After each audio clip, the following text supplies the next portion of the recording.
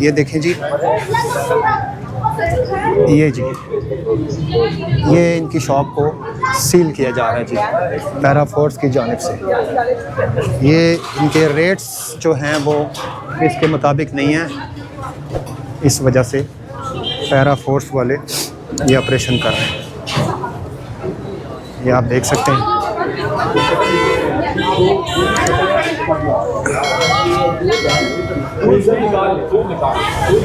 ये इनको कह रहे हैं कि आप ये दूध निकाल लें, क्योंकि दूध एक ऐसी आइटम है जो चंद घंटों में ख़राब हो जाती है।